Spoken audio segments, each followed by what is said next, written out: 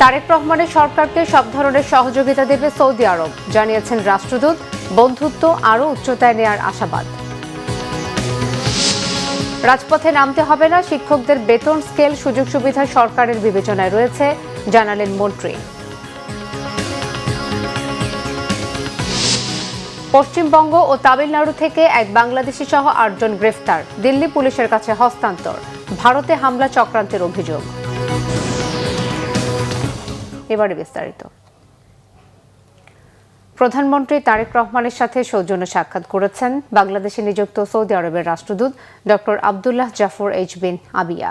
সকাল 11টায় সচিবালয় মন্ত্রিপরিষদ বিভাগে প্রধানমন্ত্রী তারেক রহমানের সাথে সাক্ষাৎ করেন সৌদি রাষ্ট্রদূত। সাক্ষাৎকালে প্রধানমন্ত্রীর দায়িত্ব গ্রহণ করায় তারেক রহমানকে অভিনন্দন জানান সৌদি রাষ্ট্রদূত। বলেন, সৌদি সরকারের পক্ষ থেকে সব ধরনের সহযোগিতা অব্যাহত থাকবে। এ সময় প্রধানমন্ত্রী তারেক রহমান আশাবাদ ব্যক্ত করে বলেন, বাংলাদেশ সৌদি আরবের মধ্যকার বন্ধুত্বপূর্ণ সম্পর্ক ভবিষ্যতে নতুন মাত্রায় উন্নীত হবে। এ সময় পররাষ্ট্রমন্ত্রী ডক্টর খলিলুর রহমান ও প্রধানমন্ত্রীর উপদেষ্টা হুমায়ুন কবির উপস্থিত ছিলেন।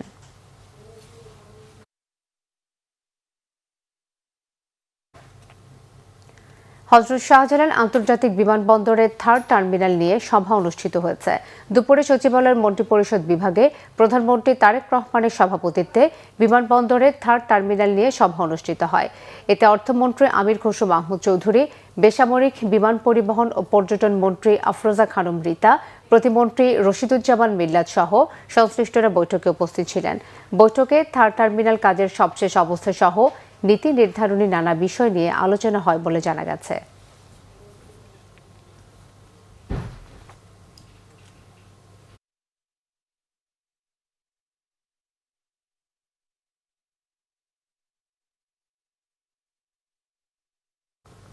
শিক্ষামন্ত্রী ডক্টর আ.ন.ম এহসানুল হক মিলন জানিয়েছেন, শিক্ষকদের বেতন স্কেল সুযোগ সুবিধা সরকারের বিবেচনায় রয়েছে। শিক্ষকদের দাবি দেওয়া নিয়ে রাজপথে আসতে হবে না। সচিবালয়ে শিক্ষক কর্মচারী ঐক্যজোটের সাথে বৈঠকে বসেন শিক্ষামন্ত্রী ডক্টর আ.ন.ম এহসানুল হক মিলন। এ সময় শিক্ষামন্ত্রী বলেন, শিক্ষা খাত অনুকরণীয় হতে হবে, শিক্ষক হিসেবে সঠিক উত্তর দিতে হবে। রাজপথের নেতা আর শিক্ষক নেতা এক হলে হবে না, সব সরকারের কাছে চাইতে হবে না, শিক্ষকরা কি করবেন সেটাও ভাবতে হবে। শিক্ষামন্ত্রী বলেন, বেতন স্কেল সুবিধা সরকারের বিবেচনায় রয়েছে, শিক্ষকদের দাবি দেওয়া নিয়ে রাজপথে আসতে হবে না। এসব বিষয়ে প্রধানমন্ত্রীর গুরুত্ব রয়েছে। তিনি আরো বলেন, দুর্নীতি করেন না এবং কাউকে করতেও দেবেন না।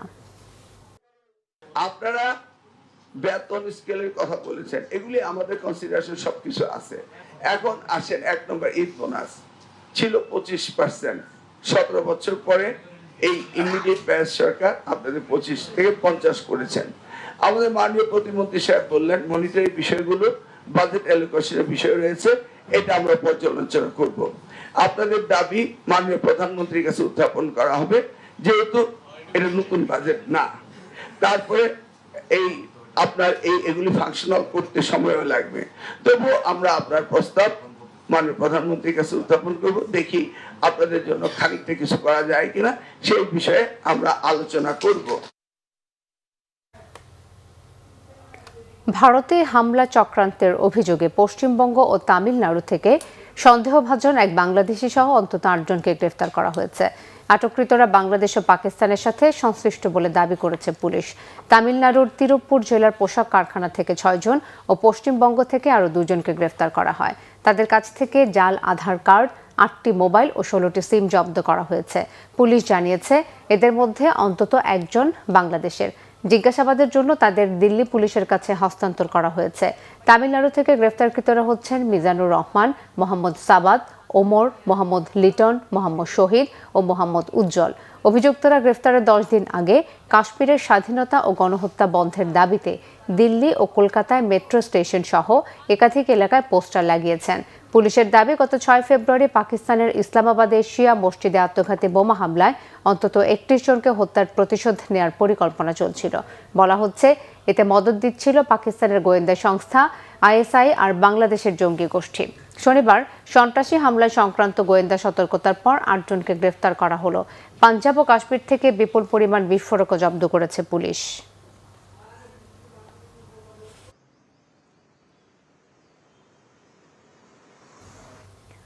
জুলাই গণঅভ্যুত্থানকালীন কারফিউ জারি এবং ব্যবসায়ীদের নিয়ে গণভবনে বৈঠক করে হত্যাকাণ্ডে উস্কানি ও সহায়তা সহ 5 অভিযোগে সাবেক মন্ত্রী আনিসুল হক ও উপদেষ্টা সালমান এফ রহমানের বিরুদ্ধে করা মামলায় প্রথম দিনের সাক্ষ্য গ্রহণ শেষ হয়েছে। প্রথম দিন এই মামলায় ইমরান হোসেন ও আবুল কালাম হাওলাদার সাক্ষ্য দেন। বিচারপতি গোলাম মর্তুজা মজুমদারের নেতৃত্বাধীন ট্রাইব্যুনাল 1-এ এই সাক্ষ্য গ্রহণ শুরু হয়। এর আগে গত 17 ফেব্রুয়ারি চিফ প্রসিকিউটরের সূচনা বক্তব্য উপস্থাপন শেষে সাক্ষ্যের জন্য আজকের দিন ধার্য করেন ট্রাইব্যুনাল। অন্যদিকে জুলাই গণঅভ্যুত্থানে যাত্রাবাড়ীতে ইমাম হাসান তাইম হত্যা মামলায় আনুষ্ঠানিক অভিযোগ গঠন করে বিচার শুরুর আদেশ দিয়েছেন বিচারপতি নজরুল ইসলাম চৌধুরীর নেতৃত্বাধীন ট্রাইব্যুনাল 2। মামলাটির সূচনা বক্তব্য সাক্ষ্য গ্রহণ শুরু হবে আগামী 29 মার্চ। পরে একই ট্রাইব্যুনালে জুলাই গণঅভ্যুত্থানে কুষ্টিয়ায় 6 জনকে হত্যাসহ 8 অভিযোগে জাসদ সভাপতি হাসানুল হক ইনুর মামলায় সাফাই সাক্ষ্য গ্রহণ শুরু হয়। প্রথম সাক্ষী দেন জাসদ নেতা শরীফুল কবির স্বপন। এসব মামলায় গ্রেফতার 8 আসামিকে সকালে ট্রাইব্যুনালে হাজির করা হয়।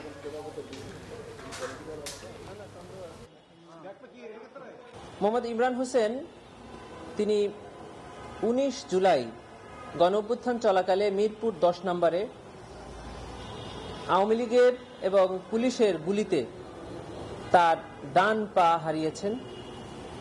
প্রায় 40 দিন উনি চিকিৎসাধীন ছিলেন, তারপরে তার পা কেটে ফেলতে হয়েছে। প্রথম থেকেই তার পা কেটে ফেলার জন্য 5ই আগস্টের আগে ডাক্তাররা তাকে চাপ দিয়েছিল, কিন্তু সে অনেক অনুরোধ করে তার পাটা বাঁচানোর চেষ্টা করেছে, কিন্তু অবশেষে প্রায় 40 দিন পর তার পা কেটে ফেলতে বাধ্য হয়েছেন। তিনি বর্ণনা করেছেন যে কি বিভীষিকাময় পরিস্থিতি হয়েছিল 19 জুলাই মিরপুর 10 নম্বরে। রাজধানীর উত্তরায় এক গৃহকর্মীর দেয়া চেতনানাশক মেশানো পানি খেয়ে আয়েশা আক্তার নামে গৃহকর্ত্রীর মৃত্যুর ঘটনায় গৃহকর্মীকে গ্রেফতার করেছে police bureau of investigation PBI. বৃহস্পতিবার গৃহকর্মী বিলকিসকে গাজীপুর থেকে গ্রেফতার করা হয়। রোববার সকালে পিবিআই ঢাকা মেট্রো উত্তর কার্যালয়ে সংবাদ সম্মেলনে এসব তথ্য জানানো হয়েছে। পুলিশ বলছে, ঘটনার 2 দিন আগে গৃহকর্মী হিসেবে নিয়োগ পায় বিলকিস। পূর্ব পরিকল্পনা অনুযায়ী পানির সঙ্গে চেতনানাশক মিশিয়ে খাওয়ানো হয় ভুক্তভোগী আয়েশা আক্তার ও তার স্বামী আনোয়ার হোসেনকে। পরে স্বর্ণালংকার ও নগদ টাকা নিয়ে পালিয়ে যায় গৃহকর্মী। এ ঘটনায় ভুক্তভোগী আয়েশা আক্তারের ছোট ছেলে বাদী হয়ে মামলা করেন উত্তরা পশ্চিম থানায়। পুলিশ বলছে, এর আগেও অভিযুক্ত বিলকিসের বিরুদ্ধে রাজধানীর বিভিন্ন থানায় 5টি মামলা রয়েছে।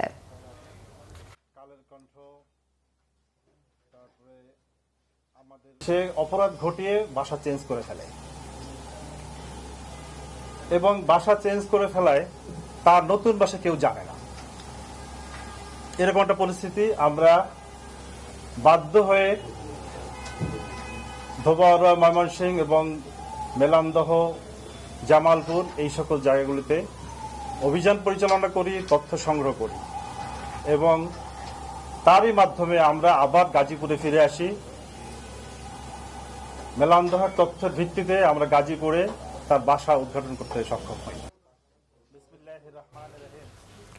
রাজধানীর আদাবর এলাকায় আবির ফ্যাশন নামের একটি এমব্রয়ডারির কারখানায় স্থানীয় কিশোর গ্যাং ও চাঁদাবাজ চক্রের সন্ত্রাসীরা হামলা চালিয়েছে।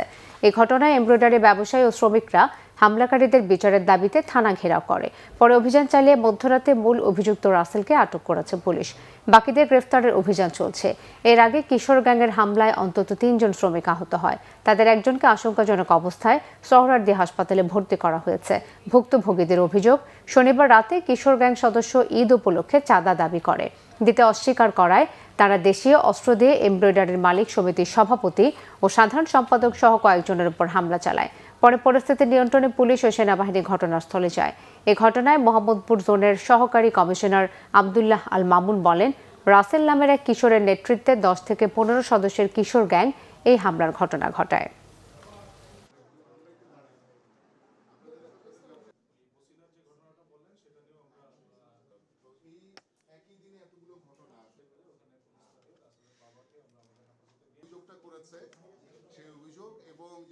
দশ থেকে 12 জনের একটা গ্রুপ, যাদেরকে আমরা প্রাথমিকভাবে কিশোর গ্যাং সদস্য হিসেবে আইডেন্টিফাই করেছি।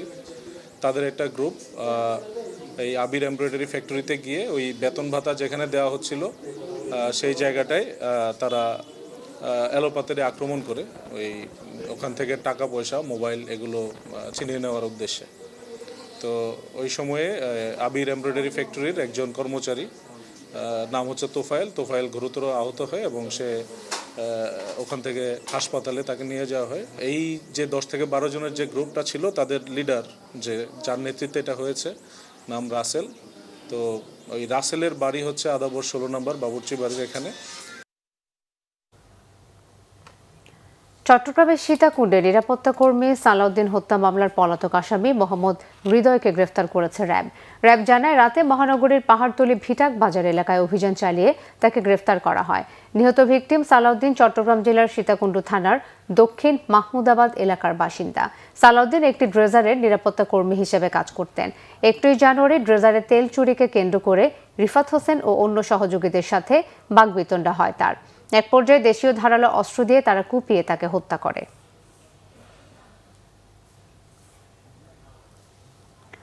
চুয়াডাঙ্গায় খাবার তৈরির তেল ও ডালডার মধ্যে মরা পচা ইঁদুর পাওয়া সহ বিভিন্ন অপরাধে মৌসুমী ফুড প্রোডাক্টসকে 1 লাখ টাকা জরিমানা করেছে ভোক্তা অধিকার সংরক্ষণ অধিদপ্তর। রবিবার দুপুরে চুয়াডাঙ্গা সদর উপজেলার দৌলতদিয়ার এলাকায় যৌথ অভিযান চালায় ভোক্তা অধিকার সংরক্ষণ অধিদপ্তর ও নিরাপদ খাদ্য কর্তৃপক্ষ। ভোক্তা অধিকার সংরক্ষণ অধিদপ্তরের সহকারী মহাপরিচালক মামুনুল হাসান জানান, রবিবার দৌলতদিয়ার এলাকার মৌসুমী ফুড প্রোডাক্টস কারখানায় অভিযান চালিয়ে কারখানার ভেতর খাবার তৈরির তেল ও ডালডার মধ্যে মরা পচা ইঁদুর পাওয়া যায়। এছাড়া উৎপাদনের আগের তারিখে খাদ্য তৈরি ও মেয়াদ উত্তীর্ণ সুগন্ধি ব্যবহার সহ বিভিন্ন অপরাধে ওই প্রতিষ্ঠানকে 1 লাখ টাকা জরিমানা করা হয়।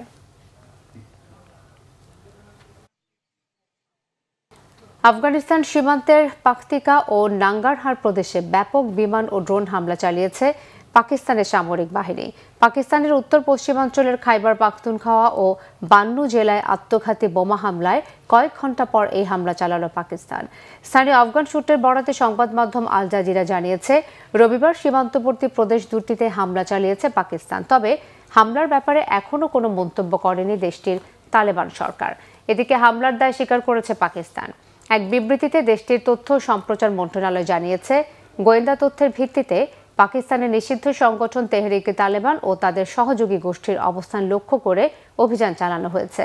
বিবৃতিতে আরও বলা হয়, সম্প্রতি পাকিস্তানের বিভিন্ন জায়গায় হামলা ও রাজধানী ইসলামাবাদের একটি শিয়া মসজিদে আত্মঘাতী হামলার জেরে এই অভিযান চালানো হয়েছে। আফগানিস্তানে অবস্থানরত তেহরিকে তালেবানের নেতারাই ইসলামাবাদের সাম্প্রতিক হামলা এবং উত্তর পশ্চিমাঞ্চলের জেলাগুলোতে হামলার নির্দেশ দিয়েছিল। এ বিষয়ে স্পষ্ট প্রমাণ আছে বলে দাবি করেছে পাকিস্তান প্রশাসন। বিশ্বব্যাপী নতুন করে 10% আমদানি শুল্ক আরোপের একদিন পরেই শুল্কের পরিমাণ বাড়িয়ে 15% করার ঘোষণা দিয়েছেন মার্কিন প্রেসিডেন্ট ডোনাল্ড ট্রাম্প। স্থানীয় সময় শনিবার সামাজিক মাধ্যম ট্রুথ সোশ্যালের এক পোস্টে এই ঘোষণা দেন ট্রাম্প। পোস্টে ট্রাম্প লেখেন, সারা বিশ্বের বিভিন্ন দেশের উপর যে 10% শুল্ক ছিল সেটিকে বাড়িয়ে 15% করা হচ্ছে। এই 15% শুল্ক আইনগতভাবে অনুমোদিত ও পরীক্ষিত সীমার মধ্যেই আছে বলেও দাবি করেন ট্রাম্প। বেশ কয়েকটি দেশ অনেক বছর ধরে যুক্তরাষ্ট্রের সাথে বাণিজ্যে অন্যায্য সুবিধা নিয়ে যাচ্ছে এবং তার কোনো জবাবদিহি হয়নি বলেও পোস্টে অভিযোগ করেন ট্রাম্প। এর আগে গেল বছর বিশ্বের বিভিন্ন দেশের উপর 10 থেকে 50% আমদানি শুল্ক আরোপ করেছিলেন ট্রাম্প, যা অবৈধ বলে ঘোষণা দিয়েছে দেশটির সুপ্রিম কোর্ট। আদালতের রায়ের পর নির্বাহী আদেশ দেওয়ার ক্ষমতা বলে নতুন করে বিশ্বজুড়ে 10% শুল্ক আরোপ করেন মার্কিন প্রেসিডেন্ট। এবার নতুন শুল্ক ঘোষণার একদিন পরে শুল্কের হার 5% বাড়ানোর ঘোষণা দিলেন ট্রাম্প। সংবাদ শেষ করব ক্রাউন সিমেন্ট শিরোনামগুলো আরও একবার জানিয়ে। তারেক রহমানের সরকারকে সব ধরনের সহযোগিতা দেবে সৌদি আরব, জানিয়েছেন রাষ্ট্রদূত। বন্ধুত্ব আরও উচ্চতায় নেয়ার আশাবাদ। রাজপথে নামতে হবে না, শিক্ষকদের বেতন স্কেল সুযোগ সুবিধা সরকারের বিবেচনায় রয়েছে, জানালেন মন্ত্রী। পশ্চিমবঙ্গ তামিলনাড়ু থেকে এক বাংলাদেশি সহ 8 জন গ্রেফতার, দিল্লি পুলিশের কাছে হস্তান্তর। ভারতে হামলা চক্রান্তের অভিযোগ। এই ছিল এখনকার মতো। পরের সংবাদ বিকেল 4টায়। এর আগে 3টায় রয়েছে নিউজ টপ 10 দেখার আমন্ত্রণ রইল। ধন্যবাদ সবাইকে।